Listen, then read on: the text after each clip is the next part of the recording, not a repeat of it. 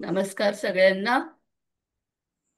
आज 77व्या विज्ञान कट्ट्यामध्ये शारदा शक्तीतर्फे मी मनीषा कुलकर्णी तुमच्या सगळ्यांचं हार्दिक स्वागत करते. आज नवरात्राची 6वी माळ आहे आणि त्या निमित्तानं आपण मंदिर हा विषय विज्ञान कट्ट्यासाठी घेतला आहे. ही खूप आनंदाची गोष्ट आहे. तर आपण आजच्या कट्ट्याची सुरुवात नेहमीप्रमाणे शक्तीच्या प्रार्थनेनी करूयात. मी स्नेहा जोशींना विनंती करते की त्यांनी प्रार्थना करावी आणि त्यानंतर अरुणा जोशी शारदा शक्तीचा थोडक्यात परिचय करून देतील. Over to Sneha Joshi. धन्यवाद मनीषा ताई. ओम पूर्णमदः पूर्णमिदं पूर्णात् पूर्णमुदच्यते पूर्णस्य पूर्णमादाय पूर्णमेवावशिष्यते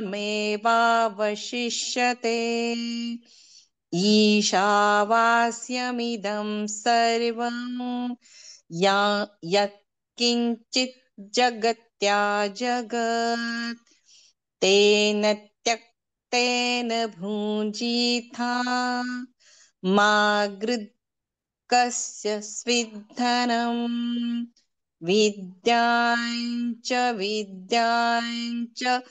यस्तद्वेदो भयं सः अविद्यां मृत्युं तीर्त्वा विद्ययामृतमश्नुते सर्वे भवन्तु सुखिनः सर्वे सन्तु निरामया सर्वे भद्राणि पश्यन्तु मा कश्चित् दुःखभाग् भवेत्। ओम शांति शांति शांति।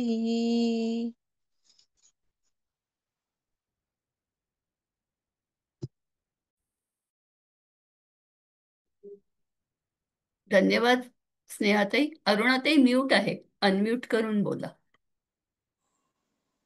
हां हां. नमस्कार. मी अरुणा जोशी, शारदा शक्तीची एक कार्यकर्ता आहे. आज शारदा शक्तीने आयोजित केलेल्या 77व्या विज्ञान कट्ट्यामध्ये आजच्या वक्त्या डॉक्टर उज्ज्वला खोत पळसुले आणि ऑनलाईन जोडले गेलेले विज्ञानप्रेमी आणि शारदा शक्तीच्या सभासद यांचे सस्नेह स्वागत. शक्ती हे विज्ञान भारतीचे महिला राष्ट्रीय संघटन. शक्तीच्या देशभर वेगवेगळ्या शाखा आहेत. मध्य प्रदेश, कलकत्ता, मुंबई, तामिळनाडू, उत्तर प्रदेश, ओरिसा इत्यादी. याची सुरुवात 2003 रोजी कोची, केरळ इथून झाली. पुण्यामध्ये 2006 पासून शक्ती कार्यरत आहे आणि शारदा शक्ती या नावाने काम करत आहे. महिलांचे सबलीकरण यांचे व लहान मुलांचे आरोग्य, पर्यावरण तसेच विज्ञान घरोघरी पोचवणे ही शक्तीची मुख्य उद्दिष्टे आहेत. इथे वेगवेगळ्या क्षेत्रातील तज्ज्ञ महिला जसे डॉक्टर्स, इंजिनियर्स, संशोधक, शिक्षिका, गृहिणी इत्यादी एकत्र येऊन काम करतात. या अनुषंगाने दरवर्षी महिलांना प्रोत्साहन म्हणून समाजातील वेगवेगळ्या क्षेत्रातील उल्लेखनीय कार्य करणाऱ्या महिलांचा सत्कार करून त्यांना शक्ती प्रेरणा पुरस्कार देण्यात येतो. आय शक्ती पुरस्कार गरजू आणि गुणी विद्यार्थिनीला देण्यात येतो. महिलांचे आरोग्य स्वस्थ राहावे म्हणून आरोग्य कॅम्प्स घेतले जातात. युवा शक्ती अभियान, मुलांसाठी विज्ञानाचे प्रयोग, हसत खेळत विज्ञान, अल्प बचत गटांसाठी कार्यक्रम असे कार्यक्रम घेतले जातात. वैज्ञानिक आपल्या भेटीला जागृती अभियान असे शाळेतून कार्यक्रम घेतले जातात. वैज्ञानिक आपल्या भेटीला इथे एक वैज्ञानिक मुलांना विज्ञानाबद्दल माहिती देतो. 5वी ते 7वी इयत्तेमध्ये आणि पुढे त्यांना विज्ञान आणि पुढे प्रोजेक्ट्स कसे करायचे ह्याबद्दल थोडीफार माहिती देऊन त्या त्या विषयामध्ये ते उल्लेखनीय गायडन्स असा करतात, मार्गदर्शन करतात. पर्यावरणपूरक गणपती उत्सव यासाठी शाडूच्या गणपतीच्या मूर्ती घडवण्याची कार्यशाळा शाळांमधून घेतल्या जातात. पर्यावरणपूरक गणपतीच्या आरास कशी करावी याच्यासाठी कार्यशाळा घेतल्या जाते. यातील एक म्हणजे या सर्व उपक्रमामधली एक म्हणजे विज्ञान कट्टा. या कार्यक्रमात एखाद्या विषयाचे तज्ज्ञ आपले विचार मांडून विषयाची ओळख करून देतात आणि मग उत्तरातून विज्ञान कट्टा खुलत जातो. हा मंच सर्वांसाठी खुला आहे. इथे महिला, पुरुष, लहान मोठे सर्व याचा लाभ घेऊ शकतात. येथे महिलांचे सबलीकरण असले तरी कोणी लहान मोठं नाही.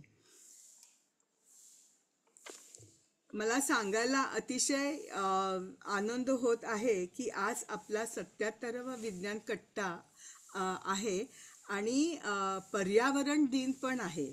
नाही सॉरी, पर्यटन दिन पण आहे आणि उज्ज्वलताईंकडून आपण वेगवेगळ्या जागतिक पर्यटन कसं देवळांमधनं त्यांनी ह्या विषयाला वाचा करून सगळीकडे माहिती पुरवली आणि शुद्ध विज्ञानाच्या दृष्टीने या अतिशय सुंदर माहिती सांगतात. तर आपल्याला आज घरी बसून हे सगळं पर्यटन करता येणार आहे. यासाठी मला अत्यंत आनंद होतो की आपण हा आज विज्ञान कट्टा घेत आहोत. तर आता मी फार वेळ न घालवता पुढे कार्यक्रम मृदुलाताईंना परिचय करून द्यायची, अशा वक्त्यांची परिचय करून द्यायची विनंती करते. मृदुलाताई, तुम्ही हे परिचय करून द्या. नमस्कार. आजच्या विज्ञान कट्टा या कार्यक्रमाच्या वक्त्या डॉक्टर उज्ज्वला खोत पळसुले या आंतरराष्ट्रीय स्तरावर वास्तुशास्त्र, वास्तुकला आणि त्यांचा इतिहास या विषयावर संशोधन कार्य करत आहेत. त्यांनी दिल्ली येथील school of planning and architecture या संस्थेमधून मास्टर ऑफ आर्किटेक्चर ही पदवी मिळवल्यावर स्वीडन येथील लुंड युनिव्हर्सिटीमधून डॉक्टरेट पदवी मिळवली. यासाठी त्यांनी द्रविड मंदिर वास्तुकला आणि कंबोडियामधील खमेर मंदिरांचा विशेष अभ्यास केला. नंतर पुण्यातील काही आर्किटेक्चर महाविद्यालयात प्राध्यापक, प्राचार्य अशा पदांवर काम करून नंतर स्वेच्छानिवृत्ती घेतली. स्वतःची संरचना heritage conservation and research initiative या नावाची संस्था स्थापन केली. भारतीय वास्तुकला इतिहास, भारतीय पारंपरिक ज्ञानपद्धती या विषयावर त्यांचे संशोधन कार्य येथे सुरू आहे. या संशोधनावर आधारित शोधनिबंध Oxford university, Indira Gandhi national centre for the arts, international council of monuments and sites अशा ख्यातनाम संस्थांमध्ये सादर केले आहेत. त्यांच्या संशोधनांचा विविध संस्थांनी पारितोषिके प्रदान करून गौरव केला आहे. Pride of Bharat award, women of scientist substance award, संस्कृती अवॉर्ड अशा पारितोषिकांचा त्यात समावेश आहे. 2023 मध्ये कंबोडिया, इंडिया आउटसाइड इंडिया हे त्यांनी लिहिलेलं पुस्तक आहे. ते विशेष प्रसिद्ध आहे कारण हे पुस्तक वास्तुकलेच्या इतिहास, संशोधन याच्या अभ्यासासाठी मान्यता प्राप्त पुस्तक आहे. नॅशनल म्युझियम ऑफ कंबोडिया येथे रेफरन्स बुक म्हणून ते वापरले जाते. त्या अनेक राष्ट्रीय आणि आंतरराष्ट्रीय संस्थांच्या आजीवन सभासद पण आहेत. या व्यतिरिक्त पुण्याच्या international centre for cultural studies या संस्थेच्या सल्लागार आणि Maharashtra chapter of Indian history awareness and research या अमेरिकेतील संस्थेच्या मानद निदेशक पण आहेत. आज त्यांचे भारतातील मंदिरे, श्रद्धा आणि विज्ञान याबद्दल व्याख्यान ऐकायला आपण सर्वजण उत्सुक आहोत. धन्यवाद.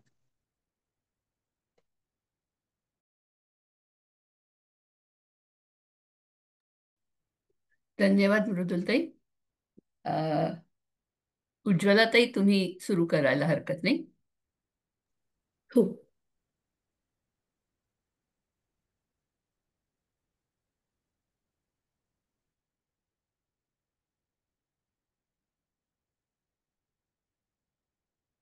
नमस्कार. शारदा शक्ती आणि विज्ञान कट्टा यांनी आज मला इथे बोलवलं आणि आज जागतिक पर्यटन दिन आहे. त्यानिमित्ताने सुद्धा आज खूप एक चांगला योग आहे की जेणेकरून कल्चरल टुरिझम किंवा मंदिरं बघण्याची कला या दृष्टीने मी आजचा विषय मांडते. आजचा विषय असणार आहे श्रद्धा, शास्त्र आणि मंदिरांमागचं विज्ञान. हे करत असताना गेले 25 वर्ष मी जी मंदिरांवर अभ्यास करते किंवा माझा जो PhD चा विषय होता ते करत असताना मला असं लक्षात आलं की बऱ्याच वेळा भारतीय म्हणून आपल्यालाही मंदिर कसं बघायचं ते कळत नाही. कारण एकतर त्याला अतिशय क्लिष्ट शास्त्र असतं असा एक समज आहे. जेव्हा मंदिरं बांधल्या जातात तेव्हा त्याच्या मागे खूप क्लिष्ट शास्त्र असतं. आणि दुसरं म्हणजे त्याची विज्ञानाशी खरंच किती जवळीक आहे किंवा विज्ञानाचा आणि त्या शास्त्रांचा किती संबंध होता याबद्दल अनेक शंका किंवा त्याच्याबद्दलचे अनेक प्रकारचे गैरसमज हे लोकांमध्ये दिसतात. त्याच्यामुळे मंदिर हे नुसतंच श्रद्धास्थान म्हणून किंवा तिथे जाऊन पूजा करायची आणि अ, अ, काहीतरी मागून देवाला परत यायचं याच्या पलीकडे मंदिरांचा रोल आपल्या संस्कृतीत काय होता किंवा मंदिरं कशी बांधल्या जायची त्यांचा मागचं उद्दिष्ट काय होतं मंदिरांच्या मागचं हे जर समजून घेतलं तर जेव्हा आपण मंदिरांना व्हिजिट करतो किंवा एखाद्या मंदिरात आपण जातो तेव्हा त्याच्या मागची भूमिका आणि ते जास्त जागरूकपणे आपण ते समजून घेऊ शकू. या दृष्टीने मी आजचा एक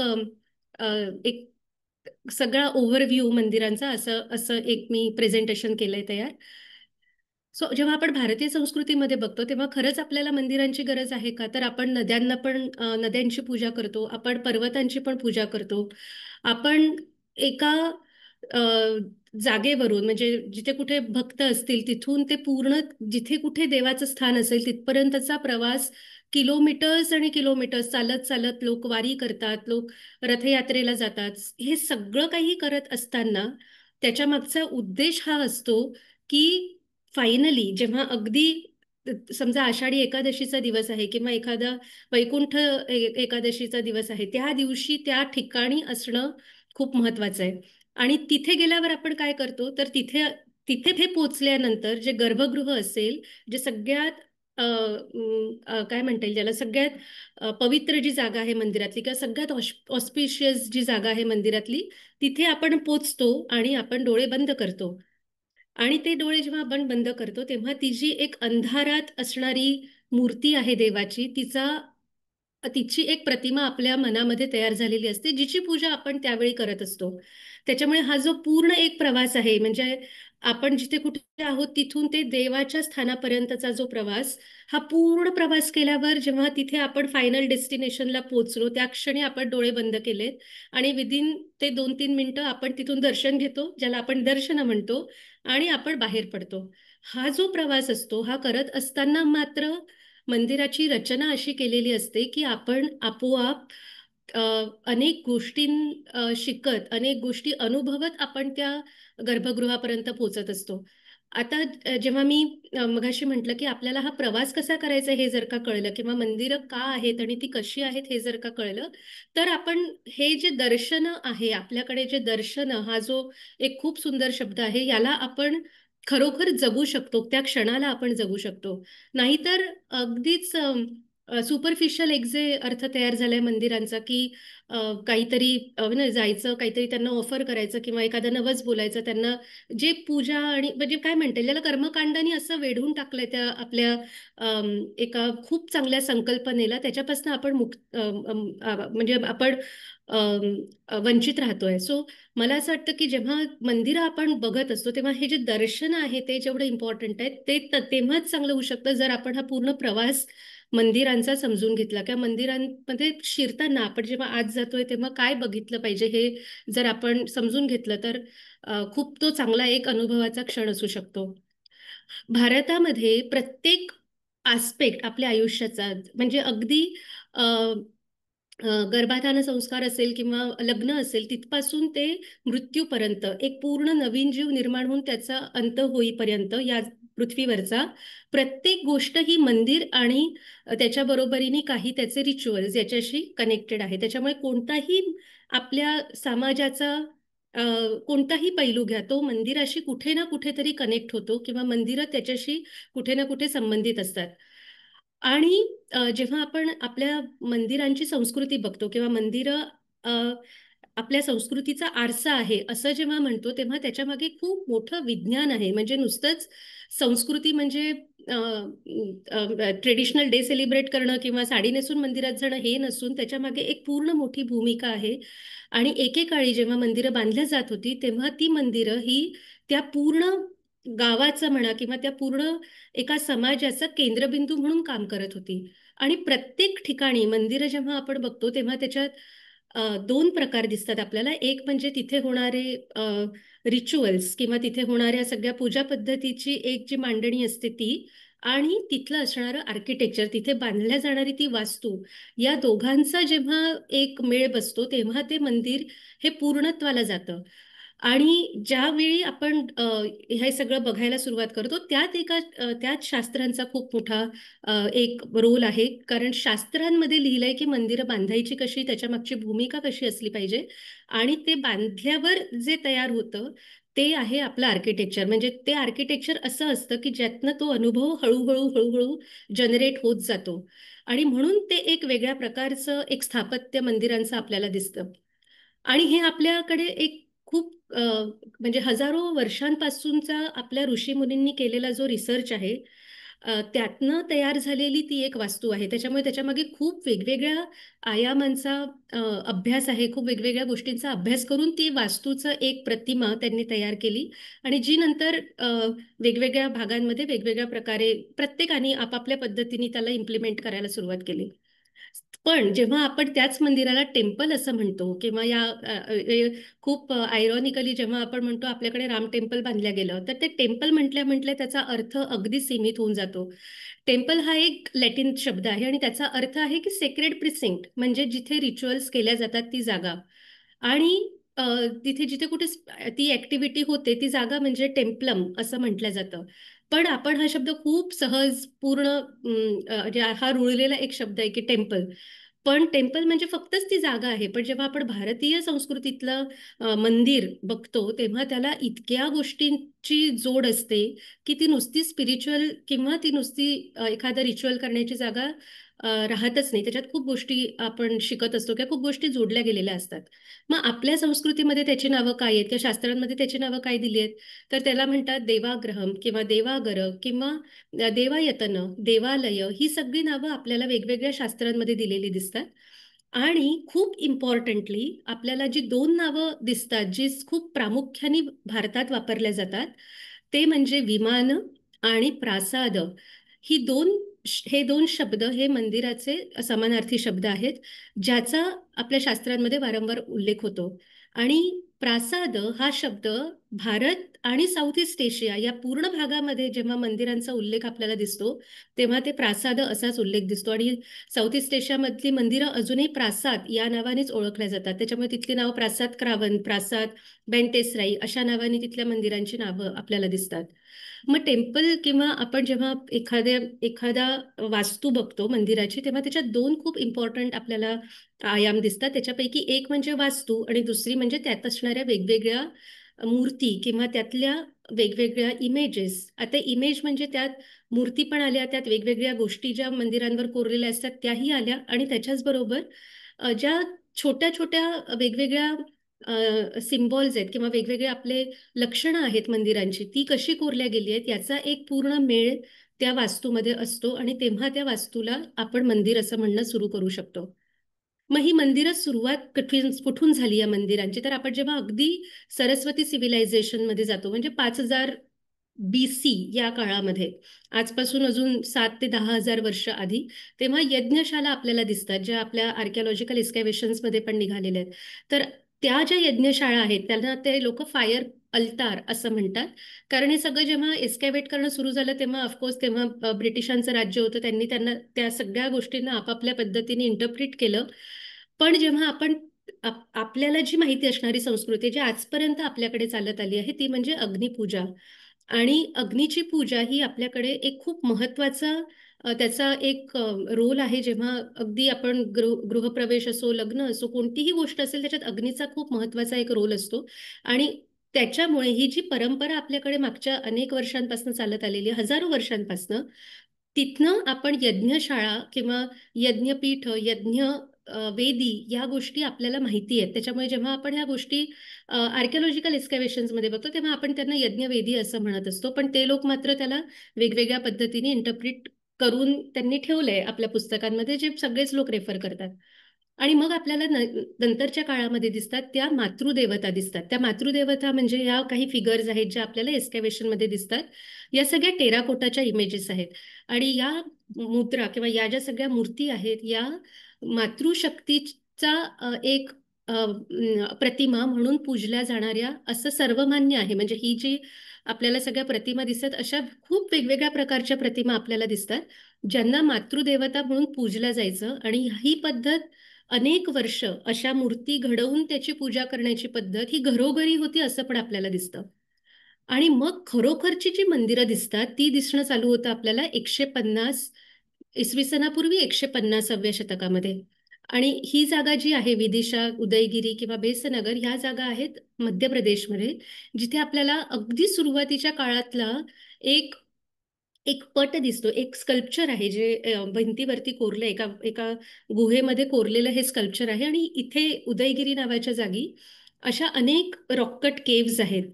या ज्या गुहा आहेत याच्यामध्ये त्यांनी खूप वेगवेगळ्या प्रकारचे देवदेवता कोरले आहेत. पण त्याच्यातली सगळ्यात जुनी जी आपल्याला दिसते ती ही वराह अवताराची आपल्याला तिथली एक मूर्ती म्हणा किंवा एक पूर्ण पॅनल दिसतं. हे त्याच्या मध्यभागी तर वराह आहे, पण त्याच्या नंतर आपल्याला तिथे भूदेवी दिसते जी त्याच्या खांद्यावर बसलेली आहे.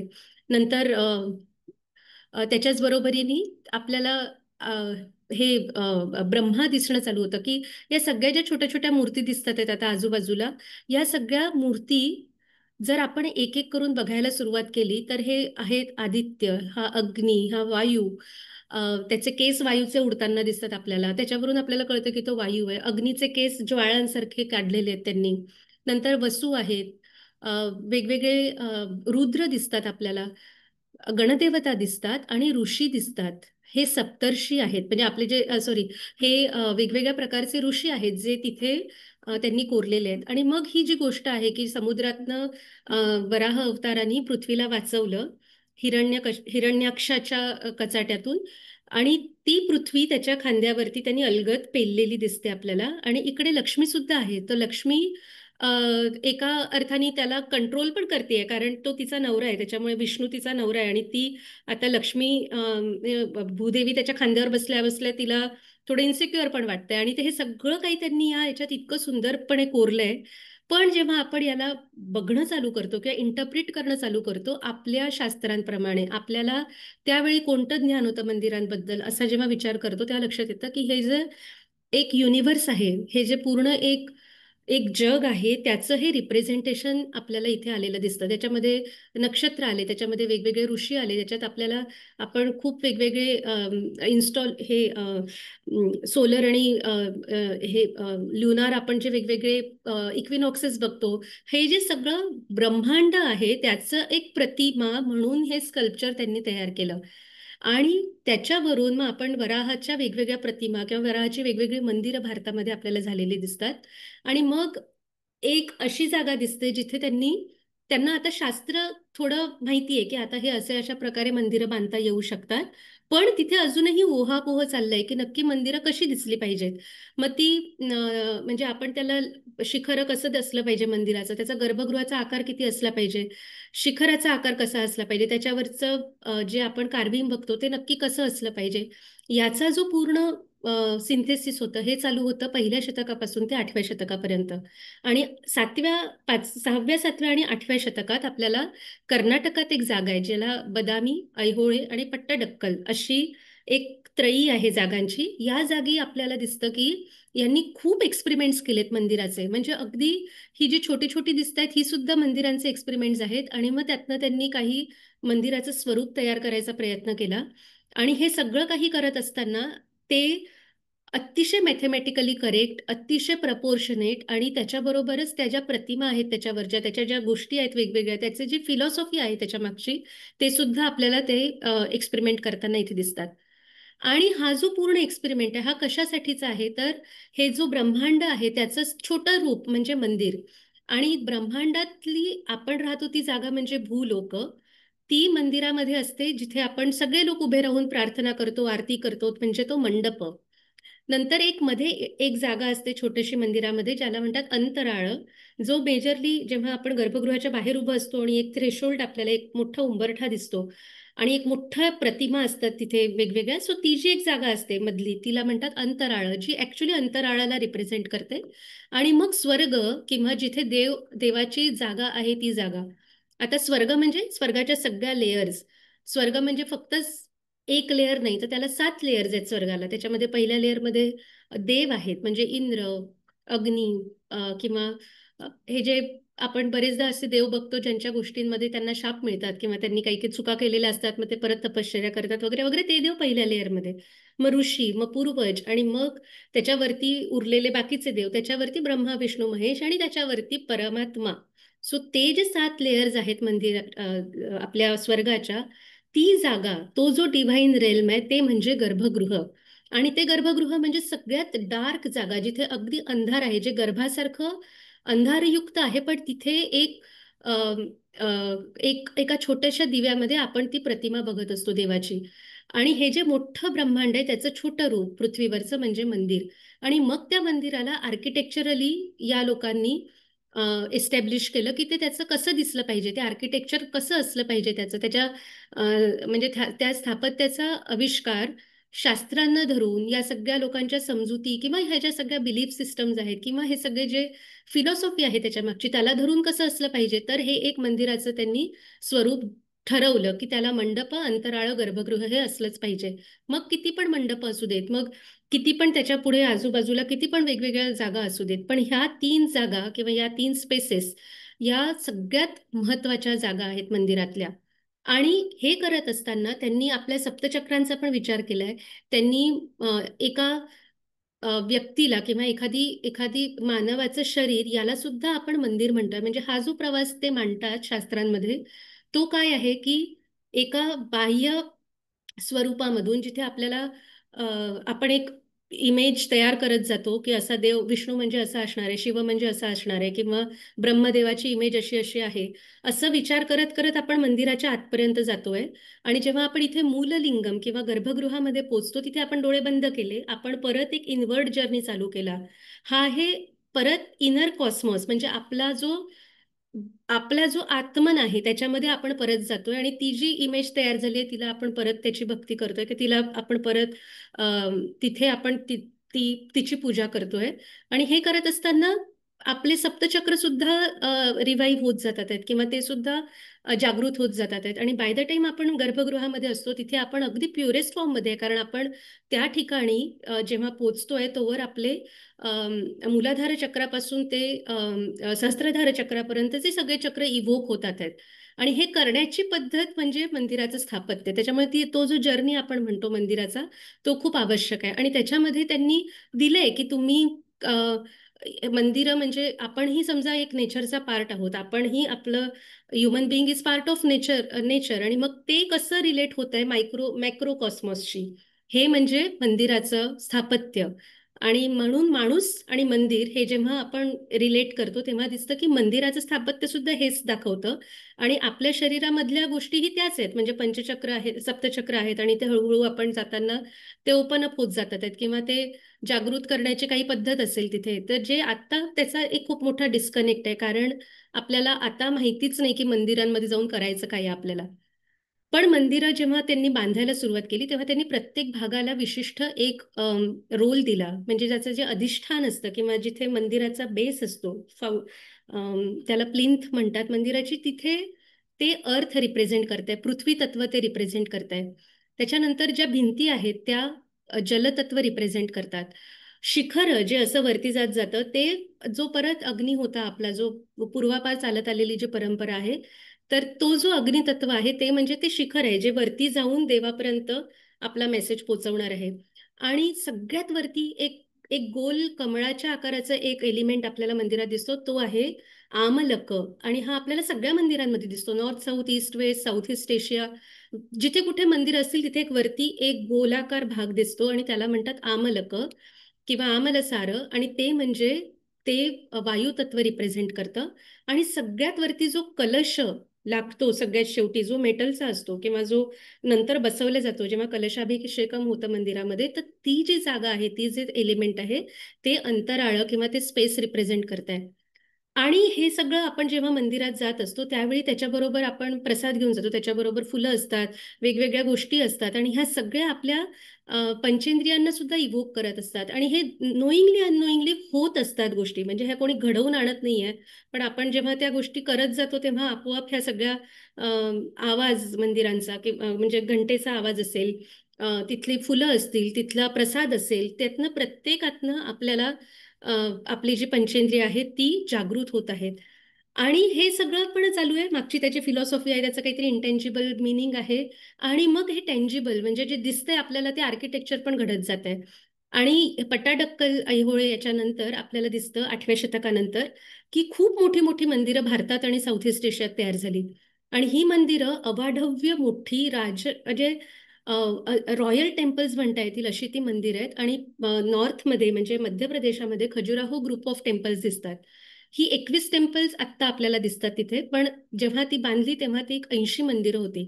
त्या 80 मंदिरांपैकी 21 आत्ता जी आपल्याला दिसतात ती वेगवेगळ्या देवांशी निगडित मंदिर आहेत.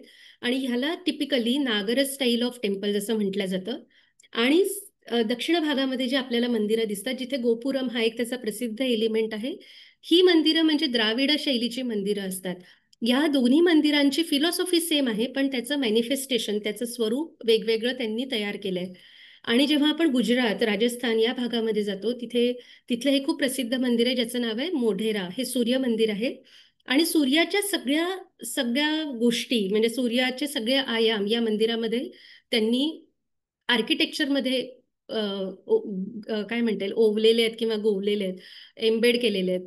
सो ह्याला म्हणतात Maru Gurjara style of architecture. So ही आहे मेजरली गुजरात, राजस्थान या भागामध्ये. आणि इकडे ईस्टर्न भागात कलिंग, भुवनेश्वर, ओरिसा रिजन, ओरिसा आणि काही बंगालचा भाग, या भागामध्ये आपल्याला दिसतं ते त्याला म्हणतात कलिंगा स्टाईल ऑफ आर्किटेक्चर. आता जरी हे 4 प्रकार वेगवेगळे आहेत किंवा असे अनेक उपप्रकार पण आहेत, पण सगळ्याचा मूळ बिंदू हा तो मॅक्रोकॉस्मॉस आणि मायक्रोकॉस्मॉस हाच त्याच्या मागचा उद्देश आहे.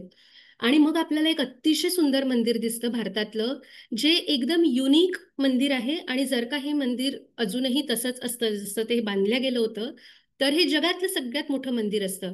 हे आहे सूर्य मंदिर कोणार्कचं, जे बांधलं गेलंय सूर्याच्या रथाच्या कॉन्सेप्टवरती. सो सूर्याचा जो रथ आहे त्याला इथे 24 चाकं दाखवली आहेत, 12 आणि 12 दोन बाजूला, मंदिराच्या दोन्ही बाजूला. आणि तो जो मधला ऍक्सिस आहे ज्याच्या अलॉंग हे पूर्ण मंदिर आहे, तर त्याच्यात अगदी सुरुवातीला थोडंसं गेट आहे, त्याच्यानंतर एक मंडप दिसतो, मग दुसरा मंडप, आणि आता जे आपल्याला चित्रात दिसतंय ते आहे त्याचं जगमोहन, म्हणजे जे गर्भगृहाला लागून जो पहिला मंडप असणार आहे तो. आणि याच्या मागे ऍक्च्युली गर्भगृह आणि त्याचं एक मोठं शिखर होतं, जे ऑलमोस्ट 240 फूट वगैरे असं एवढं मोठं असणार जेव्हा ते बांधलं गेलं होतं तेव्हा. आणि ते जर का असतं आता तिथे, तर ते सगळ्यात मोठं आणि भव्य दिव्य मंदिर आपल्या भारतातलं असतं, जे की इव्हेंच्युअली अनेक वेगवेगळ्या कारणामुळे पडलं. आणि जेव्हा आपण या मंदिराचा अभ्यास करतो तेव्हा लक्षात येतं की सूर्य, वेळ वेळ आणि काळ या दोन्ही गोष्टी ज्या सूर्य मॉनिटर करतोय, त्या सूर्याचा प्रत्येक बारीक आणि बारीक गोष्टीचा अभ्यास करून ते त्या मंदिरामध्ये त्याच्या आर्किटेक्चरमध्ये दिसतं. त्याच्यामुळे जेव्हा आपण ते मंदिर बघायला सुरुवात करतो, ते आपण चेक करायला सुरुवात करतो, क्रॉस चेक करायला, तेव्हा दिसतं की अशा अनेक गोष्टी आहेत ज्या मंदिरात पाहिल्यामुळे आपल्याला कळतं की अच्छा हा पण सूर्याचा एक एक काहीतरी वैशिष्ट्यपूर्ण एक काहीतरी प्रतिमा असेल किंवा काहीतरी गोष्ट असेल जी सूर्याशी निगडीत असेल. आणि मग आपल्याला अदर वे राहून प्रवास करायला लागतो की इथे लिहिलंय ते कुठेतरी आपल्या शास्त्रात आहे का असं रिलेट करायला लागतं. आणि जेव्हा हे आपण 12 चक्र बघतो, हे 12 चाकं जी आहेत, ती 12 चाकं ही वर्षाचे 12 महिने आणि त्यातला कृष्ण पक्ष आणि शुक्ल पक्ष असे दोन्ही पक्ष पण रिप्रेझेंट करतायत. त्याच्यामुळे ती 24 चाकं आपल्याला तिथे दिसतात. त्याच्यासमोर 7 घोडे होते, त्याच्यासमोर अरुण होता. असं पूर्ण एक त्या रथाचा मोठा एक खूप मोठी प्रतिमा तिथे होती आणि गर्भगृहामध्ये जी सूर्याची प्रतिमा होती ती तरंगती प्रतिमा होती. त्याच्यामुळे हे जे 11व्या शतकात बांधलेलं मंदिर आहे ते एक अतिशय वेगळ्या प्रकारे बांधलेलं मंदिर आहे आणि अनेक प्रवाशांनी याचा आपल्याकडे उल्लेख करून ठेवलाय. म्हणजे मार्को पोलो असेल किंवा ग्रीक सेलर्स असतील वेगवेगळे का साऊथ ईस्ट एशियातून येणारे लोक असतील, हे जे सगळे लोक कलिंगाच्या राज्यामध्ये प्रवेश करायचे तेव्हा ते हे मंदिर बघून ठरवायचे की आता भारत आलेला आहे किंवा आता जम्बूद्वीप लागलंय. तर अशा प्रकारे खूप गोष्टी मंदिरांशी निगडीत आपल्याला बाहेरच्या लोकांकडूनही कळतात की ही मंदिरं एकेकाळी कशी होती. आणि मग ही जी रॉयल टेम्पल्स दिसतात आता ती तेव्हा दिसायला सुरुवात होते जेव्हा मंदिरं ही प्रत्येकाची वैयक्तिक केंद्र न राहता ते एक सामाजिक केंद्र तयार होतं 9व्या शतकामध्ये. आणि 9व्या-10व्या शतकामध्ये आपल्याला अशी मोठी मोठी मंदिरं तयार झालेली भारतात दिसतात, ज्याच्यापैकी आता सगळ्यात मोठं जे मंदिर आहे भारतातलं ते आहे बृहदेश्वराचं मंदिर तंजावूरमधलं. हे सगळ्यात मोठं विमान आहे. हा जो भाग आहे मंदिराचा याला विमान असं म्हणतात दक्षिण भारतामध्ये. तर हे सगळ्यात टॉलेस्ट सगळ्यात उंच असं विमान दिसतं आपल्याला. आणि यामध्ये खूप मोठ्या मोठ्या स्पेसेस ओपन स्पेसेस आहेत जेणेकरून जास्तीत जास्त लोक इथे वेगवेगळ्या उत्सवांमध्ये येऊ शकतील आणि तसे उत्सव सेलिब्रेट करण्याची पद्धत त्यावेळी राजांनी निर्माण केलेली आपल्याला दिसते की असे मोठे मोठे उत्सव मोठ्या मोठ्या गोष्टी मंदिरांमध्ये घडतात आहेत. आणि इथे नुसता राजाच त्या गोष्टी करतोय असं नाहीये, तर राजाला सांगणारा त्याचा राजगुरू आहे, त्याचं ते मंडळ आहे पूर्ण, त्याच्या लागणारी पूर्ण एक सिस्टम आहे. त्याच्यामुळे मंदिरं ही नुसती देवाची जागा न राहता इथेच राजा बसतोय, इथे बसून तो न्यायनिवाडा करतोय, इथे बसून सगळ्या शेतींचा कर वसूल करणं किंवा सगळ्या हिशोब ठेवणं या गोष्टी इथे होत आहेत. ट्रेजरी पण इथेच आहे आपली, शाळा इथेच होतात आहेत मुलांच्या, इथे वेगवेगळे कलांचं जे ओरिजिन आहे जसं तंजावूर भरतनाट्यमचं ओरिजिन आहे अशा गोष्टी सुद्धा इथेच घडतात. त्याच्यामुळे हे मोठे मोठे जे आपल्याला प्राकार दिसतात मंदिरातले यामध्ये खूप गोष्टी एका वेळी चालू आहेत. आणि मग त्यातनं काही लोक आहेत ज्यांना पूजा करायची ते लोक मंदिराच्या आत जातात, ते मंडपामध्ये उभं राहून जी काही त्यांची पूजा असेल ती करू शकतात. आणि मग जेव्हा ते अंतराळात आहेत तिथून ते बाहेरही पडू शकतात कारण ती जी एवढी मोठी गर्दी जमा होणार आहे ती तिथून बाहेर पडायला पण त्यांनी सोय केली आहे. पण गर्भगृहामध्ये मात्र फक्तच जे लोक अगदी शिवलिंगाची पूजा करणार आहेत तेवढे लोक फक्त आत जात आहेत. आणि अशा प्रकारे खूप वेगवेगळ्या गोष्टींचा विचार करून किंवा खूप वेगळ्या गोष्टी एका ठिकाणी कशा करता येतील, खूप वेगवेगळे मल्टीफंक्शनॅलिटी कशी असू शकेल मंदिराची, या दृष्टीने ती मंदिरं आपल्याला बांधलेली दिसतात. आणि याच दरम्यान आपल्याला दिसतं 9व्या शतकामध्ये आपल्याकडला जो व्यापार आहे तो साऊथ ईस्ट एशिया, चायना आणि युरोप यांच्याशी अतिशय पीकवरती पोचलेला आपल्याला दिसतो, जो सुरू झालाय एस्टॅब्लिश्ड आहे पहिल्या शतकामध्ये. पण बाय द टाइम आपण 9व्या शतकापर्यंत येतो तेव्हा असं दिसतं की साऊथचे जे मेजरली राजे आहेत किंवा पल्लव डायनेस्टी हे चोल राजे आहेत त्यांचे अतिशय घनिष्ठ संबंध साऊथ ईस्ट एशियाच्या राजांशी आहेत. आणि त्याच्यामुळे साऊथ ईस्ट एशियामध्ये सुद्धा आपल्याला भारतीय संस्कृती जी दिसायला सुरुवात होते 150 परत इसवी पूर्व 150व्या शतकात आपल्याला दिसतं की तिथे मंदिरं निर्माण होत आहेत. तेव्हापासून ते 9व्या शतकापर्यंत तिथे मंदिरांचा त्यांचा पण एक प्रवास चालू आहे, त्यांचे पण वेगवेगळे एक्सपेरिमेंट्स इथे मंदिरांचे चालू आहेत. आणि जशी आपल्याकडे मोठी मंदिरं या 9व्या शतकात दिसायला सुरुवात होते तशी साऊथ ईस्ट एशियामध्ये पण खूप मोठी मोठी मंदिरं 9व्या शतकामध्ये दिसायला सुरुवात होते. आणि याचं महत्वाचं कारण म्हणजे याच्या मागे बॅकग्राऊंडमध्ये चालणारा जो व्यापार आहे खूप मोठा आणि त्याच्यात यांची जी दूरदृष्टी आहे पल्लव आणि चोला राजांची, जेणेकरून त्यांचं लक्ष आहे की नक्की काय चाललंय जगभरात, कुठे कुठे काय काय चाललंय, कोणते कशा प्रकारची राजनीती त्यांना करायची आहे, कशा प्रकारच्या पॉलिसीज त्यांना तयार करायच्या आहेत. आणि त्या सगळ्या करून त्यांनी या साऊथ ईस्ट एशियावरच्या सगळ्या व्यापारी मार्गांवरती वर्चस्व मिळवलंय, ज्याच्यामुळे सगळा जो टॅक्स आहे त्या व्यापाराचा किंवा खूपशा गोष्टी आहेत ज्या व्यापारामुळे आपल्याकडे येत आहेत त्या आल्या आहेत. आणि मग ती प्रॉस्पेरिटी आपल्याला मंदिरातनं दिसायला सुरुवात होते. आणि तीच जी खूप मोठी समृद्ध परंपरा आहे ती आपल्याला साऊथ ईस्ट एशियामध्ये सुद्धा दिसते. जी ब्रह्मदेश आहे, कंबुज देश म्हणजे कंबोडिया किंवा श्याम देश ज्याचं नाव, ही सगळी नावं जी ओरिजिनल नावं आहेत, श्याम देश, लव देश, चंपा, ही सगळी नावं 1960 पर्यंत अशीच वापरली जायची. त्याच्यानंतर त्यांची नावं थायलंड, कंबोडिया, व्हिएतनाम अशी झाली. पण हे सगळे जे देश आहेत तिथे आपल्याला दिसतं की हिंदू राजे राज्य करतायत. हे तिकडले राजे आहेत, इकडनं तिकडे जाऊन कोणी आक्रमणं केलेली नाहीयेत. तिथले हिंदू राजे खूप मोठी मोठी मंदिरं बांधतायत आणि तिथल्या लोकांना सुद्धा हे माहिती आहे की मंदिरं म्हणजे काय आहे किंवा संस्कृती, भारतीय संस्कृती म्हणजे एका अर्थाने हा एक खूप मोठा सांस्कृतिक एक मोठा नकाशा आपल्याला दिसतो, ज्याच्यामध्ये हे सगळे हिंदू संस्कृती पसरलेली आपल्याला अगदी शेवटल्या आयलंडपर्यंत दिसते. आणि सगळ्यात मोठं मंदिर जे आपल्याला जगातलं दिसतं ते भारतात नाहीच आहे, ते मंदिर आहे कंबोडियामध्ये आणि त्या मंदिराचं नाव आहे अंकोरवाट मंदिर. हे मंदिर हे इतकं इम्पॉर्टंट आहे कारण भारतामध्ये खूपशी मंदिरं एकतर आपल्या अनेक आक्रमणांमुळे नष्ट झाली. म्हणजे नॉर्थमध्ये जर का आपण बघितलं तर खूप कमी मंदिरं शिल्लक आहेत आपल्याकडे ओरिजिनल फॉर्ममध्ये त्याच्या. त्यातल्या त्यात महाराष्ट्र आणि सदर्न पार्टमध्ये जी मंदिरं दिसतात ती बरीचशी रिनोव्हेट पण झाली आहे आणि बऱ्याच लोकांनी त्याच्यात इंटरव्हेन्शन्स केले, रिनोव्हेट केले. त्याच्यामुळे अगदी ओरिजिनल फॉर्ममध्ये असणारं मंदिर हे एक बृहदेश्वराचं मंदिर जे मी मगाशी दाखवलं ते आणि साऊथ ईस्ट एशियामधलं हे मंदिर, यात तर कधी कोणी काही केलंच नाही. म्हणजे एकदा त्या राजाने ते मंदिर बांधलं ते तसंच आपल्याला आत्ता दिसतंय. आणि थोडं काळानुरूप जे त्याच्यात फरक व्हायचे म्हणजे वेदरिंग झालं किंवा इन्व्हेजन झालं वगैरे वगैरे, बट मंदिराचं जे आर्किटेक्चर आहे ते तसंच्या तसं आपल्याला अजूनही दिसतं. तर जेव्हा आपण याचा इतिहास बघतो की यांच्याकडे असं कसं काही एवढं मोठं मंदिर तयार झालं, तर पहिल्या शतकापासून ते लोक मंदिरं बांधतायत. त्यांना छोटी छोटी मंदिर आहेत, त्या जागेला त्या फ्युनान असं म्हटलं जात आहे.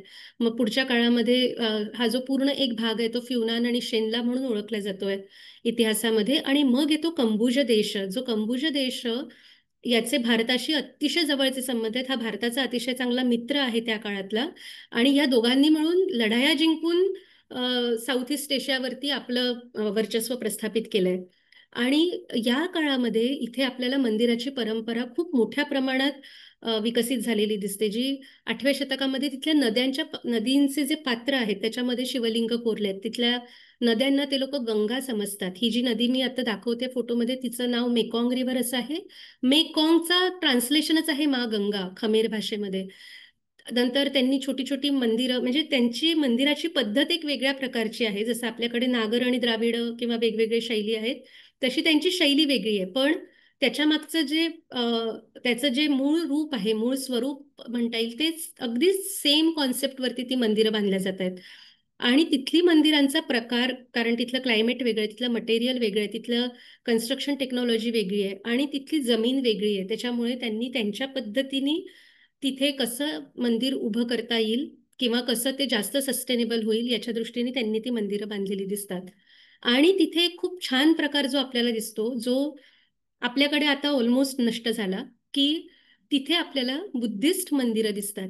आणि ही जी आपल्याकडे एक पद्धत निर्माण झाली 1945च्या नंतर, की आपण जैन धर्म, बौद्ध धर्म, हिंदू धर्म म्हणायला लागलो, त्याच्याऐवजी हा सगळा जो प्रवास आहे वेगवेगळा, म्हणजे गौतम बुद्धांचा, महावीरांचा, हा हिंदू धर्माचाच वेगवेगळे आयाम आहेत. हा जो एक खूप मोठा महत्वाचा आस्पेक्ट आहे तो आपल्याला साऊथ ईस्ट एशियामध्ये एकदम प्रॉमिनंटली दिसतो. कारण ती मंदिरं किंवा तिथली जी परंपरा आपल्याला दिसते मंदिरांची, त्याच्यामध्ये अगदी अलगद हा सगळा प्रवास झालेला आहे, जिथे कुठेच हे कंपार्टमेंट्स आपल्याला दिसत नाहीत. आणि याच्यावरून नक्कीच कळतं की त्या काळात हा जो धर्माचा जो एक समज आहे तो नक्की काय असणार, किंवा ती जी बांधिलकी आहे लोकांची धर्माची ती नक्की कशा प्रकारची असणार आहे. आणि तिकडले लोक ही शास्त्र जे आहेत आपल्याकडले ते अतिशय स्ट्रिंजंटली फॉलो करतायत. म्हणजे त्या डायरेक्शन्स असतील, त्या वेगवेगळे देवदेवता असतील, तर ते जसे एक्सप्लेन केले आहेत तसेच्या तसे आपल्याला तिथे त्यांनी बांधलेले दिसतात. आणि जेव्हा आपल्याकडे बृहदेश्वराचं मंदिर होतं, जे सगळ्यात मोठं मंदिर आहे भारतातलं, तेव्हाच आपल्याला तिथे एक 100 वर्षांनी पुढे अंकोरवाटचं सगळ्यात मोठं मंदिर तयार झालेलं दिसतं. आणि हे मंदिर हे त्या काळच्या राजाने स्वतः, तो राजा 16 वर्षाचा आहे जेव्हा तो हे मंदिर बांधायला सुरुवात करतोय. त्याची गोष्ट अगदी चंद्रगुप्त मौर्यासारखी आहे, की त्याच्याकडे अतिशय एक डार्क फेज होती. राजे खूप गलितगात्र होते. कंबुज देशाची परिस्थिती खूप हालाखीची झालेली होती. आणि त्यातनं त्यांनी ठरवलं की आता मी राजा होऊन अ, परत जी ग्लोरी आहे कंबुज देशाची ती मला परत आणायची. आणि त्याच्यासाठी त्याचे जे गुरु आहेत दिवाकर पंडित, ते त्याला मदत करतायत. आणि या दरम्यान तो जेव्हा गुरुकुलामध्ये शिकतोय त्यांच्या, तेव्हा तो 16 वर्षाचा झाला. आणि त्यांनी ठरवलं की आता जो राजा आहे त्याच्यावर मी आक्रमण करणार आणि त्याला ती कंबुज देशाची सत्ता मी घेणार हातामध्ये. हे करत असताना तो राजा जो आहे तो ऑलरेडी 68 वर्षाचा असताना त्याला राजेपद मिळालंय. त्याच्यामुळे त्याच्या अगदीच महत्वाकांक्षा नाहीये. तो कसाबसा फक्त दिवस काढतोय आणि सगळीकडे खूप अनार्की आहे, खूप भांडणं चालू आहेत. आणि जो एक खूप ग्लोरियस पिरियड होता, जेव्हा म्हणजे 11व्या शतकामध्ये जेव्हा भारतामध्ये चोला राजांचं राज्य आहे आणि तिकडे खमेर राजांचं राज्य आहे, यावेळी खूप दोन्ही प्रदेश किंवा दोन्ही देश इन अ वे खूप श्रीमंत आणि समृद्ध झालेले आपल्याला दिसतात. आणि नंतर तिथे एक डाऊनफॉल आला त्यांच्या हिस्ट्रीमध्ये, जिथे खूप एक 60 वर्षाचा काळ खूप हालाखीचा आहे. आणि मग हा राजा तिथून येतो, सूर्यवर्मन नावाचा, जो अचानक म्हणजे तो हे सगळं राज्य आपल्या ताब्यात घेतो. त्याचे गुरु त्याच्या बरोबर असतात. तो पूर्ण सैन्य एकत्र करतो आणि एक खूप मोठा प्रदेश जो आजचा Thailand, Vietnam, Laos, Myanmar, Cambodia, Singapore, Malaysia हा पूर्ण भाग एकत्र घेऊन कंबोज देश तयार करतो. आणि जे खालचे आयलंड्स आहेत, जे इंडोनेशियन आयलंड्स आहेत आत्ताचे, ते सुद्धा तो एनेक्स करतो, म्हणजे त्याच्यावर इनडायरेक्टली सत्ता प्रस्थापित करतो, जेणेकरून हे राजे त्यांचे मांडलिक आहेत. आणि तेच राजे दोघांनाही, म्हणजे खमेर राजांना आणि इकडे चोल राजांना टॅक्सेस पे करतायत. आणि या सगळ्या याच्यातनं आपल्याला तिथे ती मंदिरं, मोठं मंदिर तयार झालेलं दिसतं. आणि ते मंदिर ज्या राजधानीशी जोडलं त्यांनी, त्याचं नाव आहे यशोधरापुर. सो त्याची राजधानी, त्याच्या बाहेर त्यांनी हे मंदिर बांधलं आणि त्याला जोडणारा हा समुद्र मंथनाचा ब्रिज आहे. याचा अर्थ असा आहे की ते जे पूर्ण उहापोह होता, ते जे सगळं 60-70 वर्ष तिथली हालाखीची परिस्थिती होती, त्यातनं त्यांनी ते समुद्र मंथनातनं जशी वेगवेगळी रत्न बाहेर पडली, तसं त्यांनी ती संस्कृती परत वाचवली. आणि हे चित्र समुद्र मंथनाचं आपल्याला साऊथ ईस्ट एशियामध्ये खूप प्रसिद्ध आहे असं दिसतं. आणि याचं खूप चांगलं रिप्रेझेंटेशन आत्ताची जी स्वर्णभूमी एअरपोर्ट आहे बँकॉकचं, तिथे टर्मिनल 2 वर जर का तुम्ही गेलात जेव्हा डिपार्चरच्या, तर त्यावेळी तिथे मोठं एक इन्स्टॉलेशन आहे, जे मुव्हिंग इन्स्टॉलेशन आहे समुद्र मंथनाचं. आणि तिथल्या एअरपोर्टचं नाव सुद्धा स्वर्णभूमी आहे, जे आपल्या शास्त्रांमध्ये, आपल्या पुस्तकांमध्ये त्याला स्वर्णभूमी असंच म्हटलेलं आहे पूर्वीच्या काळी. आणि हा समुद्र मंथनाचा एक पूर्ण मोठा इन्स्टॉलेशन त्या ब्रिजवरती आपल्याला केलेलं दिसतं. हा तो सूर्यवर्मन राजे ज्यांनी हे अंकोरवाटचं मंदिर बांधलं, त्याला 35 वर्ष त्यांनी राज्य केलं आणि ऑलमोस्ट तेवढेच वर्ष त्या मंदिराला बांधायलाही लागले. जेव्हा त्यांनी ते मंदिर बांधलं, तेव्हा त्यांनी असा लिहून ठेवलंय की हे जगातलं सगळ्यात मोठं मंदिर असणार आहे, जे आजपर्यंत कोणी कधी बघितलेलं नाही. आणि जेव्हा हे मंदिर वर्ल्ड हेरिटेज साईट म्हणून डिक्लेअर झालं 1993 मध्ये, तेव्हा सुद्धा ते एक लार्जेस्ट रिलिजियस कॉम्प्लेक्स म्हणूनच त्याला डेझिग्नेशन मिळालं. हा त्या मंदिराचा आवाक आहे, जो ऑलमोस्ट 1.8 किलोमीटर्स बाय 1.3 किलोमीटर्स एवढं मोठं ते मंदिर आहे. हे मंदिर वेस्ट साईडला फेसिंग आहे, म्हणजे पश्चिमेला. कारण विष्णू हा वेस्टर्न युनिव्हर्सवर रूल करतो असं आपली मान्यता आहे. आणि हे मंदिर हे सगळीकडे, सगळ्या इन्स्क्रिप्शन्समध्ये वराह विष्णू लोक अशा नावाने त्यांनी लिहून ठेवलंय. वराह विष्णू लोक हा मंदिराचा हा विष्णूचं वैकुंठ म्हणजे वराह विष्णू लोक किंवा परम विष्णू लोक. आणि ते रिप्रेझेंटेशन आपल्याला या मंदिरामध्ये आर्किटेक्चरमध्ये दिसतं. तर विष्णूचं वैकुंठ कसं आहे, तर तो अगदी सेंटरमध्ये त्याच्या आहे, जिथे शेषशाही विष्णू आहे, शेषावरती झोपलेला, आराम करत असलेला, झोपलेला नाही. आणि त्याचे अर्धोन्मिलित नेत्रात तो झोपलाय, लक्ष्मी त्याचे पाय दाबते आहे, शेषावरती तो आहे. आणि त्याच्या बाहेर वेगवेगळ्या प्रकारचे समुद्र आहेत, क्षीरसागर, आणि त्याला लेयर्स आहेत. आता या सगळ्या ज्या लेयर्स आहेत त्या त्यांनी वेगवेगळ्या वॉल्स मधून रिप्रेझेंट केल्या आहेत. आणि हा जो मोठा क्षीरसागर आहे, ती म्हणजे ही मोठं असणारं खंदक पाण्याने भरलेलं, ज्यातनं आपण आज जात जातो तर आपल्याला एक एक वेगवेगळ्या गोष्टी त्यातनं दिसायला सुरुवात होते मंदिराच्या. हा जो खंदक दिसतोय बाहेरच्या बाजूला, हे त्याचं सगळ्यात मोठं असणारं आउटर मोस्ट एन्क्लोजर आहे. आणि मग एक एक एन्क्लोजर क्रॉस करत करत आपण आतमध्ये येतो. आणि जस्ट इमॅजिन करा की हे सगळं पाण्याने भरलं असेल आणि या फक्त भिंती दिसत असतील, तर ते जो स्वरूप दिसेल मंदिराचं, ते म्हणजे वैकुंठ मंदिर आहे, वैकुंठ आहे ते. आणि इथे गर्भगृह असणार सगळ्यात मध्ये, जिथे विष्णू म्हणजे विष्णूचं विग्रह तिथे असणार आहे. याचा एरियाच 203 एकर एवढा मोठा आहे. ते जगातलं सगळ्यात मोठं मंदिर आहे. फक्त लिव्हिंग टेम्पल नाहीये आता, त्याच्यामुळे त्याचं डेझिग्नेशन हे लार्जेस्ट रिलिजियस प्रिसिंक्ट असं म्हणून केलं जातं. आणि ह्याच्यात खूप लेयर्स आपण क्रॉस करत करत जातो. आपण काही कधी चढतो, कधी उतरतो, कधी त्या पॅसेजेसमधून आपल्याला परिक्रमा करायची असते. असं करत करत आपण मंदिराच्या आतपर्यंत पोहोचतो, गर्भगृहात, जिथे विष्णूची प्रतिमा पूर्वीच्या काळी होती. आणि तो विष्णू हा खूप जास्त आपल्याकडे कांचीपुरममध्ये एक वैकुंठ पेरुमल नावाचं मंदिर आहे. ते पल्लव राजांनी बांधलेलं आहे. 800 AD अशी त्याची तारीख आहे, 800 AD. आणि 8व्या म्हणजे 9व्या शतकाच्या अगदीच सुरुवातीच्या काळातल्या त्या मंदिरातली जी प्रतिमा दिसते तीच आपल्याला इथे विष्णूची प्रतिमा पण खूप मोठ्या प्रमाणात मोठी प्रतिमा दिसते आपल्याला इथे. आणि मग आपल्याला एक खूप इंटरेस्टिंग इथली जी गोष्ट दिसते ते म्हणजे इथे त्यांनी भारतातले आपले जे सगळे एपिक्स आहेत, रामायण, महाभारत, वेगवेगळ्या गोष्टी, या सगळ्या त्यांनी त्या भिंतीवरती कोरून ठेवल्या आहेत. आणि या भिंती या 500-500 फूट लांब असं एक एक ती स्टोरी आहे. आणि अतिशय इंट्रिकेटली असं त्यांनी ते सगळं कार्व करून ठेवलंय. मात्र आपल्याला हे जाताना अँटी क्लॉकवाईज जावं लागतं. म्हणजे आपण भारतीय मंदिरांमध्ये नेहमी बघतो की आपण क्लॉकवाईज प्रदक्षिणा घालतो. इथे मात्र ही पहिली प्रदक्षिणा आहे, ती अँटी क्लॉकवाईज घालायची आपल्याला. आणि मग आपण अजून आतात जात जातो मंदिराच्या, अँटी क्लॉकवाईज प्रत्येक प्राकार क्रॉस करत करत, आणि मग अगदी गर्भगृहामध्ये पोहोचणार आपण. आता हा जो अँटी क्लॉकवाईज प्रवास आहे याला सुद्धा एक शास्त्र आहे ज्याला म्हणतात प्रासव्य. आणि प्रासव्य म्हणजे अँटी क्लॉकवाईज प्रदक्षिणा आहे, पण ती करायची असेल तर मंदिर हे अतिशय उच्च कोटीचं आणि एक्स्ट्रीमली परफेक्ट कन्स्ट्रक्ट केलेलं असलं पाहिजे.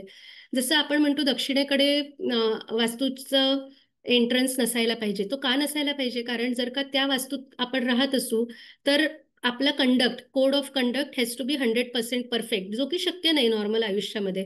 त्याच्यामुळे शक्यतोवर ती दिशा अवॉइड करा, सो दॅट तुमच्या हातून काही घडलं तरी पण त्याचा परिणाम होणार नाही. पण जेव्हा आपण मंदिरांमध्ये बघतो तेव्हा हे प्रासव्य जे आहे ते पण तेव्हाच करू शकतो जेव्हा ते मंदिर परफेक्टली कन्स्ट्रक्टेड आहे, त्याच्यात एकही चूक नाही. आणि म्हणून हे जेव्हा अंकोरवाट आपण बघतो त्याच्यात अँटी क्लॉकवाईज पहिलीच प्रदक्षिणा आपल्याला दिसते करताना. आणि या मंदिरामध्ये जे प्रत्येक आस्पेक्ट आहे, म्हणजे आपण जो प्रवास चालू करतो त्याच्या पश्चिम दिशेपासून जो आपण मोठा तो खंदक क्रॉस करतो एका ब्रिजवरून, तर त्या पहिल्या स्टेप पासून ते गर्भगृहामध्ये पोचेपर्यंत प्रत्येक डायमेन्शन हे मोजून मोजून केलेलं आहे तयार. एक पर्टिक्युलर डायमेन्शन दिलंय त्या त्या भागाला, जेणेकरून तो प्रवास तसा तसा घडणार आहे त्या माणसाचा जो त्या मंदिरामध्ये जातोय. आणि त्या प्रवासाची इतकी इंटरेस्टिंग मेजरमेंट्स आहेत की जो पहिला आपण ब्रिज क्रॉस करतो तो ब्रिज म्हणजे 432 हस्त असं त्याचं डायमेन्शन आहे, जे रिप्रेझेंट करतं कलियुगाचे नंबर ऑफ इयर्स. त्याच्यानंतर आपण ती पहिली एन्क्लोजर वॉल क्रॉस करतो आणि एक मोठं मैदान लागतं. त्या मैदानातून एक पॅसेज तयार केलाय दगडी, ज्याच्या दोन्ही बाजूला मोठे मोठे नाग आहेत. ते आपल्याला ऑलमोस्ट घेऊन जात आहेत मंदिराच्या आतपर्यंत, असं त्याचं एक इम्प्रेशन आहे. आणि ती जी स्पेस आहे ते 864 क्युबिट्स आहे, जे द्वापार युग रिप्रेझेंट करतं. आणि कॉजवे जो ब्रिज आहे, पूल, त्याच्या मधला जो पॉइंट आहे, सेंटर पॉइंट, तिथपासून ते आपण जे इनरमोस्ट एन्क्लोजर एक आहे तिथपर्यंत जातो, तर तो आहे 1296 क्युबिट्स विच रिप्रेझेंट त्रेतायुग. आणि मग बाय द टाइम आपण अगदी विष्णूच्या समोर आहोत तेव्हा आहे सत्ययुग, कारण डायमेन्शन जे आपण क्रॉस केलंय ते 1728 क्युबिट्स. आणि ह्याचा अर्थ असा आहे की जेव्हा आपण या प्रवासाला चालू करतोय, जी यात्रा आहे एका प्रकारे, की आपण बाहेर आहोत आउटर वर्ल्डमध्ये आणि आपण जातोय आता गर्भगृहापर्यंत, तर आपण सगळे युग क्रॉस करत बाय द टाइम आपण विष्णूच्या समोर पोहोचतो, आपण सत्ययुगात प्रवेश केलाय. आणि त्या राजाचं म्हणणं असं आहे की मी जे राज्य प्रस्थापित केलंय ते सत्ययुगा इतकं चांगलं राज्य आहे, आणि विष्णू तेव्हाच प्रसन्न होईल जेव्हा तिथे सत्ययुग असणार आहे, कारण कलियुगात तर तो रेस्टिंग पोझिशनमध्ये आहे. आणि मग आपल्याला दिसतं की याच्यातल्या त्या सगळ्या गोष्टी आहेत त्याचं पण काहीतरी रिलेव्हन्स आहे, त्या तिथेच का कोरल्यात त्याचं काहीतरी शास्त्र आहे. महाभारतच का कोरलंय, सूर्यवर्मननी स्वतःचं एक पॅनल का कोरलंय. तर याच्या खूप वेगवेगळ्या गोष्टी आपल्याला शास्त्रांमध्ये दिसतात की ते कुठे असलं पाहिजे, त्याची किती जागा असली पाहिजे. आणि त्याच्या मागचं हे एक लिव्हिंग एक इन्स्टिट्यूशन आपल्याला दिसतं. आणि गर्भगृहामध्ये ही विष्णूची मूर्ती होती, जी त्या काळी गर्भगृहात होती, आता त्यांनी त्याला बाहेर आणून ठेवलंय. पण ही मूर्ती one of the finest sculptures म्हणू शकू आपण अशी आहे. याचा चेहरा हा विष्णूचा जो चेहरा आहे तो सूर्यवर्मन राजाचा चेहरा दिलेला आहे. आणि याचा मागचा उद्देश असा आहे की जेव्हा हा परमविष्णू लोक आहे, तेव्हा जेव्हा लोक या मंदिरात येतील तेव्हा त्या गर्भगृहात जेव्हा विष्णूला बघतील तेव्हा त्यांना राजाची प्रतिमा दिसते. आणि जेव्हा राजा काही प्रोसेशनसाठी यशोधरापुरामध्ये फिरतोय तेव्हा त्यांना विष्णूची प्रतिमा दिसते की अरे आता आपण गर्भगृहात पाहिलेली मूर्ती आहे. आणि हे जे ड्युएलिटी आहे ही कंबोडियाची खूप एक इंटरेस्टिंग फिलॉसॉफी आहे, ज्याला देवराज असं म्हणतात, जे आपल्याकडे पण एका प्रकारे आहे की राजा हा देवाचा अंश मानला जातो. पण इथे राजांनी एस्टॅब्लिश केले की मी स्वर्गासारखं राज्य प्रस्थापित केलंय आणि म्हणून त्यांनी इतकं मोठ्या मंदिराचा घाट घातला, त्यांनी मंदिर बांधलं, त्यांनी त्या सगळ्या गोष्टी परफेक्ट जशा असल्या पाहिजेत वैकुंठात तशा केल्या. आणि मग ही सुंदर गोष्टी दिसायला सुरुवात होते ज्या त्या परिक्रमेत आहेत. महाभारत आहे, सूर्यवर्मननी स्वतःचं एक पूर्ण युद्धाचा एक सीन तिथे कोरून ठेवलेला आहे मोठा. आणि त्याच्यानंतर स्वर्ग आणि नरक याचं एक पॅनल आहे मोठं 500 फूट लांब, ज्याच्यामध्ये त्यांनी त्याला आडवं डिव्हाइड केलंय. म्हणजे मध्ये भूलोक दिसतो, खाली नरक दिसतो आणि वरती स्वर्ग दिसतो. आणि मध्ये एक्झॅक्टली सेंटरला त्याच्या यमाची प्रतिमा कोरलेली आहे. आणि त्याच्यात आपल्याला सगळ्या त्या शिक्षा ज्या असतात नरकातल्या त्या दिसतात, स्वर्गातले वेगवेगळे जे आपल्याला बेनिफिट्स मिळणार आहेत ते दिसतात. आणि हे ऑटोमॅटिकली एक एज्युकेशन होत जात आहे की जो कॉन्फ्लिक्ट आहे की काय करायला पाहिजे किंवा योग्य अयोग्य हे आपोआप लोकांना कळत जात आहे जेव्हा ते जात आहेत तेव्हा. आणि ही एक सगळ्यात महत्वाची गोष्ट जी आपल्याला दिसते जी आहे समुद्र मंथनाचं पॅनल. आणि या समुद्र मंथनाच्याच पार्श्वभूमीवर हे मंदिर तयार झालंय. त्याच्यामुळे हे पॅनल आहे पूर्व दिशेला मंदिराच्या, जेव्हा सूर्यप्रकाश ज्याच्यावर पडतोय सकाळी. आणि या पॅनलवर पडणाऱ्या सावलीवरून आपण समजू शकतो की कोणत्या दिवशी हा दिवस कोणता, ही तिथी कोणती, त्याचं नक्षत्र कोणतं. आणि त्याच्याप्रमाणे त्याचे जे एका बाजूचे राक्षस आणि एका बाजूचे देव आहेत ते त्यांनी तशा तशा डायमेन्शननी ते कोरलेत. तर इतकं ज्ञान त्यांना त्या काळी आपल्या म्हणजे हिंदू कॅलेंडरचं, पंचांगाचं आणि त्याला आर्किटेक्चरली दाखवण्याचं सुद्धा सामर्थ्य त्यांच्यामध्ये आहे.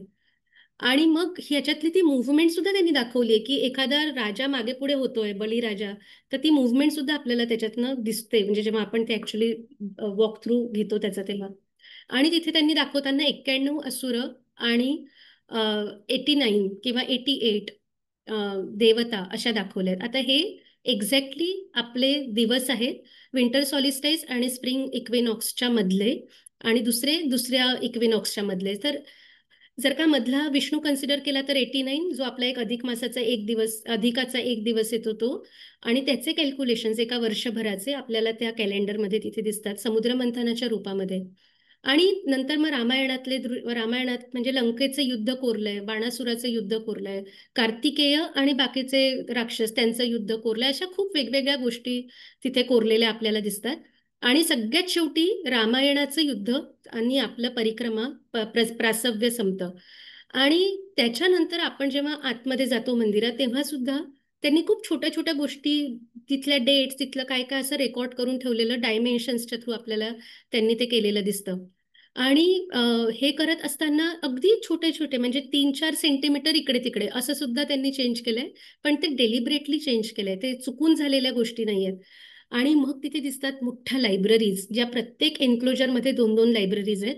आणि ते ऑफकोर्स ते जे आपल्याकडे जी पद्धत आहे की डिस्कशन्स किंवा शास्त्रार्थ करायची जी पद्धत होती आपल्याकडे, ती तेव्हा असणार आहे, जेणेकरून तिथे त्या प्रकारच्या लायब्ररी, ज्याला लोक लायब्ररी म्हणतात वेस्टर्न ऑथर्स, पण ते खूप क्लिअरली डिस्कशनसाठी केलेली जागा दिसते तयार. त्याला चारी बाजूनी ओपनिंग्स आहेत, तिथे बाहेर बसणाऱ्या लोकांना आत काय चाललंय ते दिसतंय. असं खूप सुंदर एक स्वरूप त्या मंदिरामध्ये आहे. आणि मग इथे आपल्याला दिसतं की एकेकाळी ही खूप मोठी संस्कृत युनिव्हर्सिटी होती.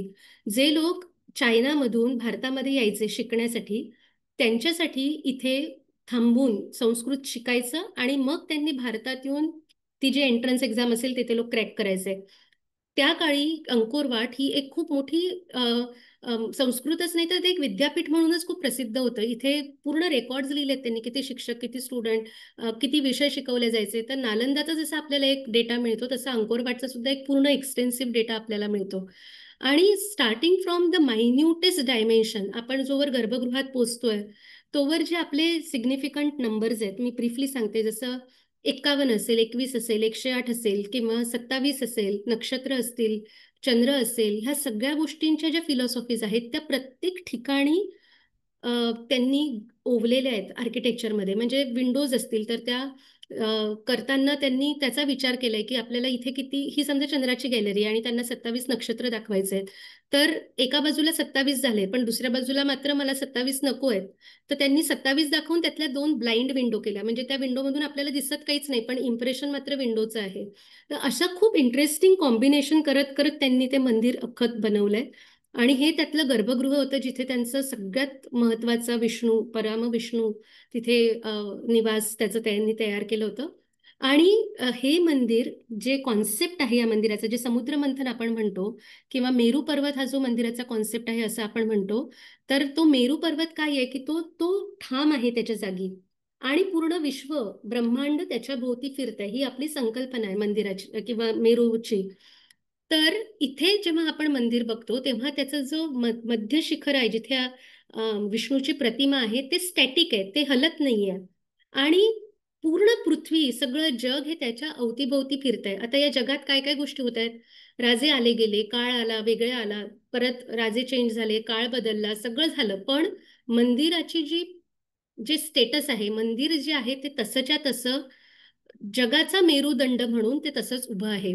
आणि म्हणून जेव्हा आपण हे मंदिर अनुभवतो, जेव्हा आपण तिथे बघतो खरोखर जेव्हा हे मंदिर, तेव्हा ज्या मी वेगवेगळ्या तुम्हाला सावल्यांचा एक उल्लेख केला, त्या एका मोठ्या स्केलला सुद्धा दिसतात. म्हणजे जेव्हा आपण मार्च 20 आणि 21 तारखेला आणि सप्टेंबर 22 आणि 23 तारखेच्या या 2 दिवसांमध्ये सूर्योदय हा एक्झॅक्टली मधल्या शिखराच्या वरून होताना आपल्याला दिसतो.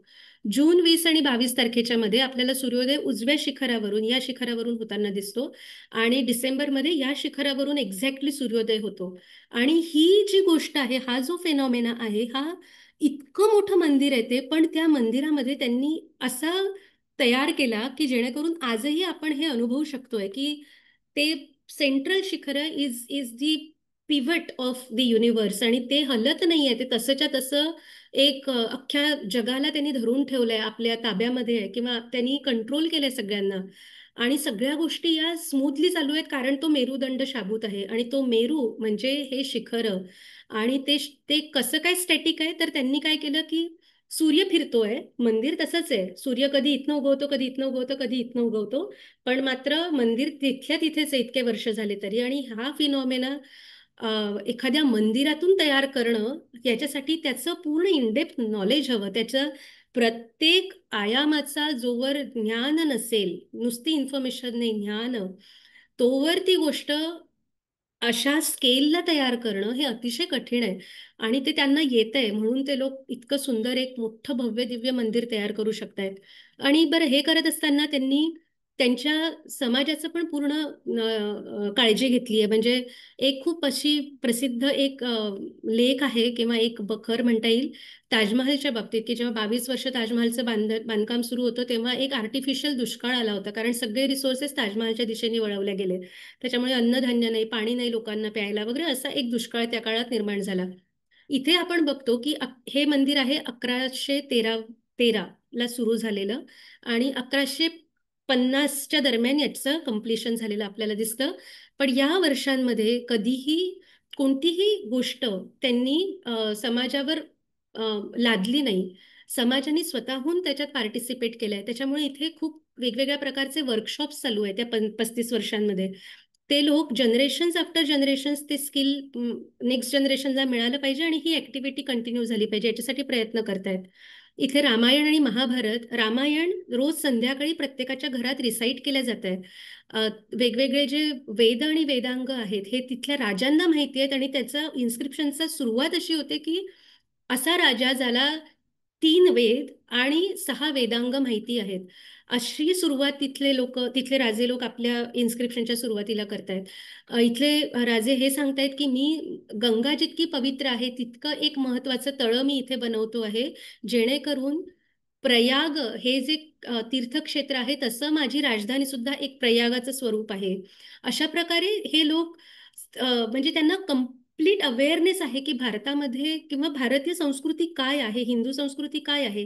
तर हे आपल्याला खूप प्रॉमिनंटली या देशांमध्ये दिसतं आणि ते लोक ते स्ट्रिंजंटली फॉलो करतायत सगळं. तर मायन्यूटेस्ट ऑफ द डायमेन्शन पासून ते लार्जेस्ट डायमेन्शन जे काही असेल मंदिराचं या तिथपर्यंत अतिशय सुंदर आणि परफेक्ट असणारं मंदिर हे अंकोरवाट आपल्याला दिसतं. आणि जेव्हा आपण हे लास्ट हे तो कॉजवे जिथून आपण तो प्रवास चालू करतो आणि एक एक पाऊल म्हणजे आपण सरळ गेलो तर एक वेगळ्या प्रकारचं डायमेन्शन कव्हर करतो, गोल गेलो तर वेगळ्या प्रकारचं करतो. पण ते प्रत्येक डायमेन्शन हे कुठेतरी आपल्या शास्त्रांमधला एखादा इम्पॉर्टंट सिग्निफिकंट असा एक त्याचा आस्पेक्ट असणार आहे जो तिथे कव्हर होतो. आणि हे करत असताना दिवाकर पंडित जो आहे ज्यांनी याचं कॉन्सेप्च्युअलायझेशन केलं मंदिराचं, राजाचा गुरु, त्याला किती प्रकारचं नॉलेज असेल असा जर विचार केला तर इतकी मोठी रेंज आपल्याला दिसते की ते नुसतं आर्किटेक्चर पण नाही, ते नुसतं संस्कृत पण नाही, ते एस्ट्रॉनॉमी पण नाही, तर ते सगळंच काही आहे. कारण ते बांधून झाल्यावर जे अनुभव आपल्याला येणार आहेत ते सुद्धा त्याच्यात इन्क्लुडेड आहेत. आणि आज जेव्हा आपण त्या मंदिराला बघतो किंवा जेव्हा कंबोडियाचा त्यांना स्वातंत्र्य मिळालं 1953 साली आणि त्याच्यानंतर जेव्हा त्यांनी त्यांचा ध्वज तयार केला, राष्ट्रध्वज, तेव्हा त्याच्यावरती त्यांनी अंकोरवाटचं चित्र कोरलं. आणि हे विष्णू मंदिर जे भारतात नाहीये, जे कंबोडियात आहे आणि एकमेव देश ज्याच्या राष्ट्रध्वजावरती मंदिर आहे तो म्हणजे कंबोडिया. आणि ते मंदिर आहे विष्णूचं, जो आपला विष्णू, आणि त्याचं सगळ्यात मोठं मंदिर जगातलं आहे कंबोडियामध्ये. तर इतका सुंदर हा एक पूर्ण प्रवास आहे त्याचा की म्हणजे Cambodia was a civilizational sibling of India किंवा हिंदूंचा आपण जो मेन जम्बूद्वीप म्हणतो त्याचा जो एक सिव्हिलायझेशनल सिबलिंग सांस्कृतिक एक जोडीदार आपला होता तो म्हणजे कंबोडिया आणि साऊथ ईस्ट एशिया होता. कारण ही जी आपली संस्कृती आहे, मंदिरं म्हणजे काय आहेत, सर्वम सर्वात्मकम, म्हणजे सगळ्या गोष्टींना एकत्र आणून एका छोट्या फॉर्मॅटमध्ये इम्प्लिमेंट करणं म्हणजे मंदिर. आणि सगळ्यांना समावेश करून घेता येते म्हणजे त्यात कोणीच सुटलेलं नाही. कोणत्याही स्टेटसचा माणूस असो, कोणत्याही फायनान्शियल बॅकग्राऊंडचा माणूस असो, एज्युकेशनल बॅकग्राऊंडचा माणूस असो, कल्चरली कसाही असो, त्याचा मंदिरात काही ना काही रोल आहे. आणि तो होता आपल्याकडे, म्हणजे ऑलमोस्ट 18व्या शतकापर्यंत ही सगळी परंपरा आपल्याकडे कंटिन्यू होती. आणि नंतर कोलोनियल पिरियडमध्ये ती एकदम डिसरप्ट झाली आणि आता आपणच खूप क्ल्यूलेस आहोत की नक्की आपण काय करायचं मंदिरांचं. सो जेव्हा हे मूळ गाभा मंदिराचा कळतो आपल्याला तेव्हा कळतं की खूप मिसइंटरप्रिट झालेलं सगळ्यात महत्वाचं संस्थान किंवा एखादी संस्था जी असेल, इन्स्टिट्यूशन जे असेल ते म्हणजे मंदिर आहे. कारण आपणच त्या मंदिरापासून इतके डिस्कनेक्ट होऊन गेलो की आपल्याला मंदिराचा खरा अर्थच कळत नाही जेव्हा आपण मंदिरात जातो. So everything is related to whole, म्हणजे मॅक्रोकॉझम आणि मायक्रोकॉझम. आपण बाहेरून प्रवास चालू करतो, मंदिरात जातो, एक अंतर प्रवास चालू करतो आणि परत आपण जेव्हा मंदिराकडे बघतो तेव्हा त्याचा एक वेगळा प्रवास आपल्याला दिसतो. तर हा जो पूर्ण एक सायक्लिकल एक जर्नी आहे माणसाच्या आयुष्याचा, तो आणि मंदिर हे एकमेकांशी अतिशय खूप निगडीत आहे, म्हणजे इन्सेपरेबल म्हणता येईल असं ते आहे. आणि म्हणून मंदिरं ही जेव्हा आपण बघायला सुरुवात करतो तेव्हा त्याच्यावर कोरलेल्या गोष्टी, त्याच्यामध्ये असणाऱ्या गोष्टी त्या तिथेच का आहेत याचा पण एक अभ्यास करणं किंवा एक थोडंसं अवेअरनेसने बघणं हे पण आवश्यक आहे. आणि हे करत असताना लक्षात येतं की किती प्रकारचं ज्ञान, किती वेगवेगळ्या शाखांचं ज्ञान त्या काळच्या लोकांना असेल आणि ते सगळं त्या एका स्कल्प्टरला माहिती आहे, ते त्या एका स्थापतीला माहिती आहे, ते त्याला कन्व्हे करू शकतायत आणि तो ते आर्किटेक्चरली इम्प्लिमेंट करू शकतो. इतकी क्लॅरिटी ऑफ इन्स्ट्रक्शन सुद्धा त्याच्यामध्ये आहे आणि हे पिढ्यानुपिढ्या करत करत आपल्यापर्यंत आलंय. आणि म्हणून मला असं वाटतं की जेव्हा म्हणजे मंदिरांना भारतीय संस्कृतीचा आरसा हा एक खूप सिम्प्लिफाईड जे सेंटेन्स आहे त्याच्यामागे खूप मोठा अर्थ आहे जो मी सुद्धा अजून प्रयत्न करते डिकोड करण्याचा. आणि through this research which I had done for India आणि कंबोडिया त्यातनं मला लक्षात आलं की जर का आपल्याला भारताचंच खरं स्वरूप बघायचं असेल मंदिरांचं तर साऊथ ईस्ट एशियात बघायला लागतं. कारण तिथे ती मंदिरं स्टॅटिक आहेत, तिथे ती मंदिरं तशीच आहेत जशी ती होती. आणि म्हणून ती जी फिलॉसॉफी सर्वम सर्वात्मकम आपल्याला दिसते ह्यानी जेव्हा विचार करतो तेव्हा हा पूर्ण एक मोठा रिजन हा आपल्याला त्या संस्कृतीचा आरसा म्हणा किंवा त्या संस्कृतीला बांधून ठेवणारा एक खूप मोठा एक भाग आपल्याला दिसतो. आणि म्हणून मंदिरं इम्पॉर्टंट आहेत आपल्यासाठी. म्हणून मंदिरांमध्ये जाणं, मंदिरं बघणं आणि ही सगळी पुरातन मंदिरं जाऊन तिथे तिथे आपण काय म्हणता येईल, ज्याला दर्शन घेणं हे खूप इम्पॉर्टंट आहे आजच्या काळात सुद्धा. सो धन्यवाद. हे करण्यासाठी मी काही कोर्सेस, ऑनलाईन कोर्सेस किंवा काही एक्सकर्शन्स प्लॅन करते, जेणेकरून लोकांना कळेल की तिथे जाऊन करायचं काय आहे. आणि त्याच्यापैकी 2 महत्त्वाचे जे माझे उपक्रम आहेत ते मी थोडक्यात सांगते. एक म्हणजे जिथे हे क्रॅडल ऑफ सिव्हिलायझेशन म्हणता येईल, जे बदामी ऐहोळे पट्टाडक्कल जिथून हे एक्सपेरिमेंटेशन सुरू झालं, तिथे एक 5 दिवस मी जाऊन राहते. ज्याला कोणाला जॉईन करायचं असलं ते लोक तिथे त्या वेळात येऊ शकतात. आणि एक तमिळनाडूला जो पूर्ण जर्नी आहे मामल्लपुरम पासून ते श्रीरंगम पर्यंत, तर तो एक जर्नी 8 दिवसाचा, असे 2 टूर्स मी प्लॅन करते, जेणेकरून मी त्या वेळात तिथे असते आणि मग प्रत्येक जण मला जॉईन करू शकतं. आणि असाच एक जो असतो तो कंबोडियामध्ये मी असते दिवाळीच्या पुढच्या आठवड्यामध्ये दरवर्षी. आणि तो आठवडाभर पूर्ण देशात विदेशातनं लोक तिथे येतात आणि 15 लोक एका वेळी असा नियमाप्रमाणे आम्ही वेगवेगळ्या साईटवरती जाऊन ते साईट्स बघतो, तिथे डिस्कशन्स होतात, असे वेगवेगळ्या गोष्टी आम्ही करत असतो. आणि अपार्ट फ्रॉम हे ऑनलाईन कोर्सेस की जेणेकरून लोकांना कळेल की मंदिरं बघायची कशी, तर असे काही उपक्रम मी चालवते. त्याच्यापैकी हे 2 आता अपकमिंग असल्यामुळे मी इंट्रोड्यूस केले. कोणाला काही प्रश्न असतील किंवा काही. Thank you so much. धन्यवाद. धन्यवाद उज्ज्वलाताई. खूपच सुंदर माहिती सांगितली. प्रेझेंटेशनही छान होतं.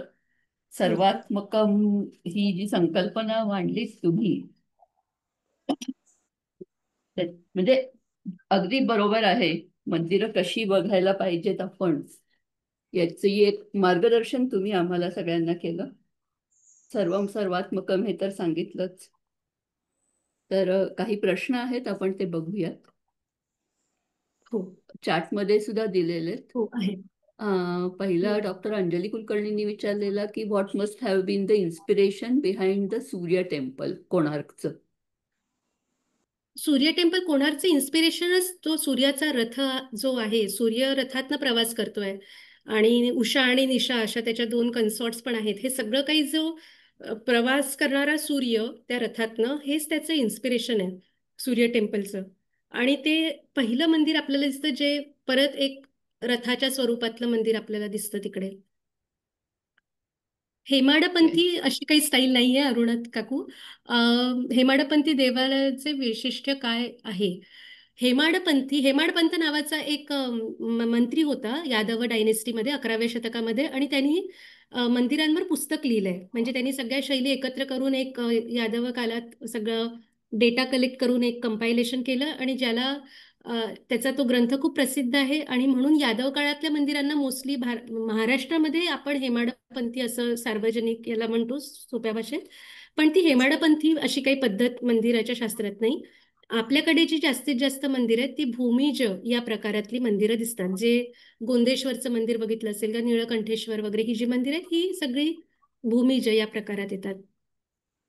थँक्यू लीनाताई. छान, कोणार्क सूर्य उत्तम उत्तम मंदिराची आणखी झालंय. का? थँक्यू. कोणार्क सूर्य माझा एक मंदिराची प्रश्न. आख्यायिका मी थोडक्यात सांगितली. की असं म्हणतात की जेव्हा पोर्तुगीज भारतात येणं सुरू झालं तेव्हा त्यांनी त्यांच्या जे जहाजावरचं जे काही त्याला काय म्हणतात होका यंत्र होतं, तर ते काम करणं बंद करायचं because of very high magnetic forces in the temple गर्भगृह. आणि म्हणून त्यांनी ते मॅग्नेट रिमूव्ह केलं तिकडनं आणि मग ती मूर्ती पडली.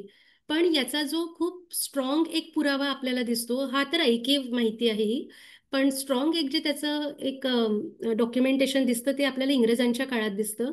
कारण तिथे जे चुंबक आहे ते कसं असेल, तर त्याचं चुंबकाचं त्यांनी वर्णन करून ठेवलंय. गर्भगृहामध्ये जे बीम्स आहेत 4 गर्भगृहाच्या आतमध्ये, ते 4 बीम हे चुंबकीय आहेत आणि त्या चुंबकाच्या प्रभावाने ती जी मूर्ती आहे ती तरंगते. कारण त्या मूर्तीची जी चे जे मटेरियल आहे ते सुद्धा कॉम्प्लिमेंटरी आहे त्या चुंबकाशी. आणि जेव्हा त्यांनी हे मंदिर थोडंफार पडलेल्या अवस्थेत होतं आणि त्यांनी त्याचं रिनोव्हेशन म्हणा किंवा त्याचा स्टडी चालू केला जेव्हा इंग्रज अगदी सुरुवातीला भारतात आले त्यावेळी, आणि त्यांनी असा विचार केला की आपण हे इव्हॅल्युएट करून बघूया, आणि म्हणून त्यांनी ते काढून, त्यांना वाटलं आपण हे काढू आणि परत रिइन्स्टॉल करू, आणि म्हणून त्यांनी ते काढलं, पण त्यांना ते परत रिइन्स्टॉल करता आलं नाही. आणि मग हळूहळू ते सगळंच काळाच्या ओघात आपण गमावूनच बसलो. आणि मूर्ती जी होती आतली ती उभी सूर्याची मूर्ती होती हे आपल्याला माहिती आहे.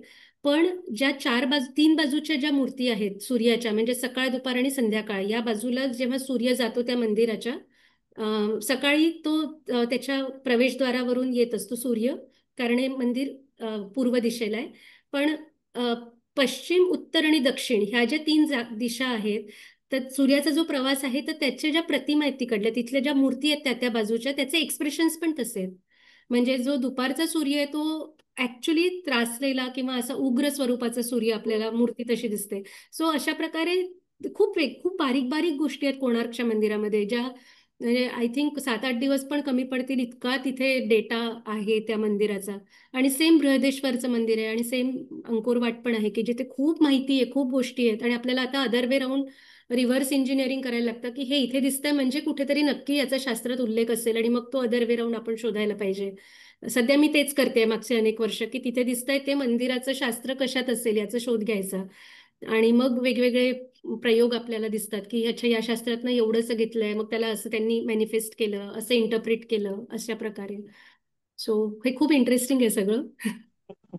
येस. धन्यवाद. खूप छान सांगितलं. थँक्यू. धन्यवाद. थँक्यू. की माझा एक प्रश्न आहे. गोव्यामध्ये खूप जुनी आणि अतिशय चांगल्या स्थितीतली मंदिरं आहेत. हो. तर ती कुठल्या म्हणजे शैलीतली आहेत किंवा साधारण कुठल्या काळातली? हो, ती कदंब नावाचे जे राजे होते त्या त्यांच्या कडे गोवा, सावंत, म्हणजे आपल्याकडे दक्षिण कोकण म्हणता येईल त्या भागात. हां हां. तर तिथे कदंब नावाची डायनेस्टी होती, आणि ही सगळी जी मंदिर आपल्याला आत्ता दिसतात तिकडली ही साधारण त्या काळात बांधलेली मंदिरं आहेत. त्यात दोन शैली दिसतात. एकतर पूर्वीची जी मंदिरं होती ती कदंबनी स्वतः बांधलेली आहेत, आणि नंतरची जी मंदिरं आहेत, जी पोर्तुगीजांचं आक्रमण सुरू झाले आणि त्या काळातली जी आपल्याला साधारण नॉर्दर्न गोव्यामध्ये किंवा तळ कोकणाच्या बाजूला जी दिसतात ती मंदिरं ही रिनोव्हेटेड मंदिर आहेत, जी खूपशी चर्च सारखी दिसतात, ज्याला ते दीपस्तंभ आहेत, हो. आणि शांतादुर्गाचं जे मंदिर आहे त्याचं बॅसिलिकाचं स्वरूप आहे. आणि ही एक नवीन शैली पोर्तुगीजांच्या काळात निर्माण झाली, मंदिरं वाचवण्याची एक पद्धत, की आक्रमणापासून ती वाचली पाहिजेत, आणि म्हणून त्याचं स्वरूप एकंदर चर्च सारखं म्हणा किंवा त्याला बॅसिलिका म्हणतात तसं त्यांनी ते स्वरूप तयार केलं. पण त्याला दीपस्तंभ दिसतो, त्याला आतल्या सगळ्या गोष्टी दिसतात.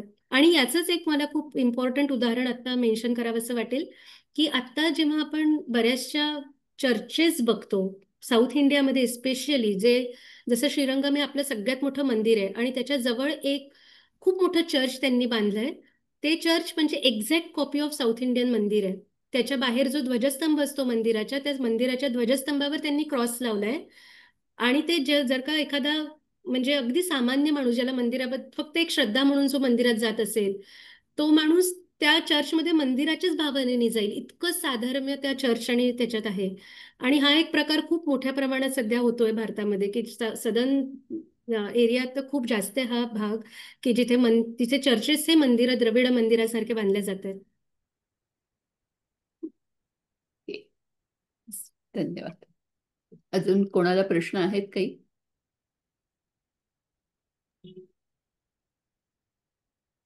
एक मला विचारायचं होतं ताईंना.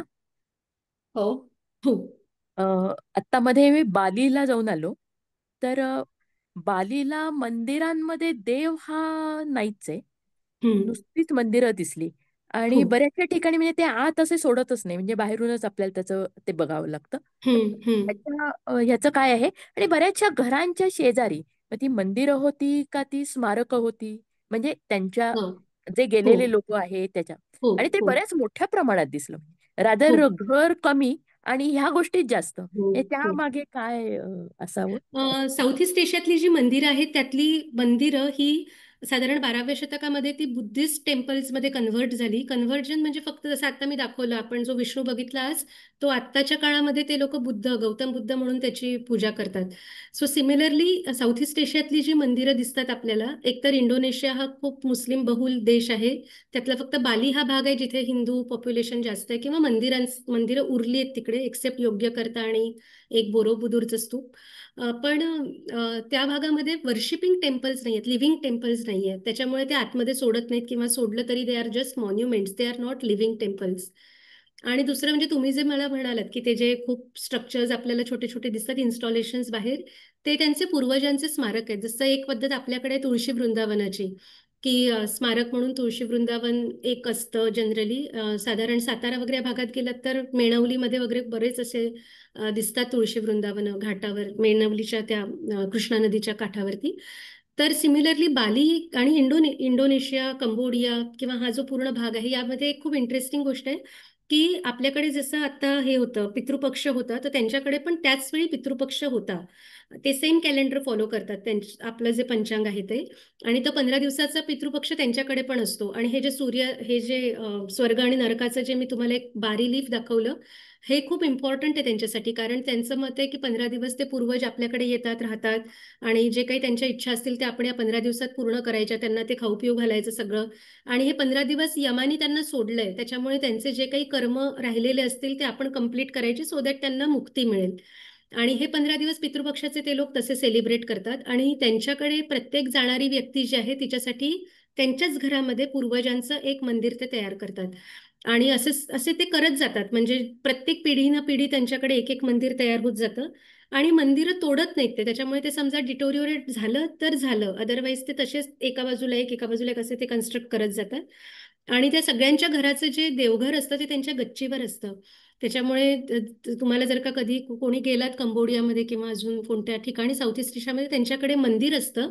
आता त्याच्यात मोस्टली गौतम बुद्ध किंवा त्यांची एक पद्धत आहे ती तारा किंवा अशा ते जे देवता त्या बोधिसत्वाचं मंदिर, पण ते सगळ्यांचं पहिल्या मजल्यावरती असतं मंदिर. आणि ती पद्धत बरेच वर्ष आपल्याकडे सुद्धा होती.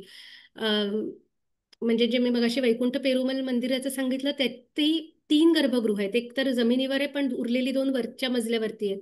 सो तशी काही परंपरा तिथे पण आपल्याला दिसते. तर हे पूर्वजांचं प्रतीक म्हणून मंदिरं बांधणं, देवघर असणं घरामध्ये, हे सगळ्या गोष्टी तशाच आपल्याला तिकडे पण दिसतात. धन्यवाद. तर ते जरा वेगळं वाटलं हो तिकडे गेलं. हो हो मला मला एक बोलायचंय, बोलू का? हो हो.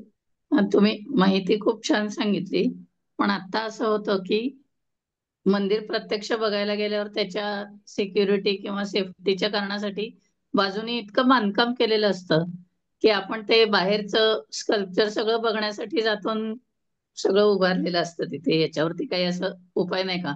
म्हणजे आता मीनाक्षी मंदिर पण आम्ही 20 हम्म. वर्षापूर्वी जे बघितलं आणि आता हं. बघितलं तर फारच सगळं म्हणजे काही मजा येत नाही ते बघायला. मीनाक्षी मंदिराचा विषय जरा वेगळा आहे. म्हणजे हा.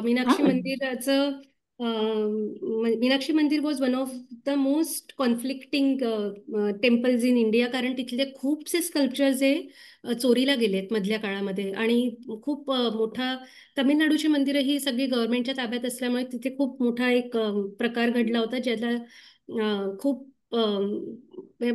Meenakshi temple is a different story हा, ऑल नाही टुगेदर. पण बट उदाहरण दिलं म्हणजे अगदी अदरवाईज आपल्या. बाकीची जी मंदिरं आपल्याला दिसतात ना, यात तुम्ही जर का बघितलं ना, तर दक्षिण भारतीय मंदिरांमध्ये शेवटले 2-3 एन्क्लोजर्स सोडून द्या, पण जेव्हा तुम्ही आत जाता तेव्हा तुम्हाला तिथे पेंटिंग्स दिसतात आतमध्ये, किंवा तिथे स्कल्पचर्स जे आहेत ते गर्भगृहाच्या मागच्या भिंतींवरती दिसतात. आणि ती सगळ्यात महत्वाच्या गोष्टी आहेत मंदिरातल्या.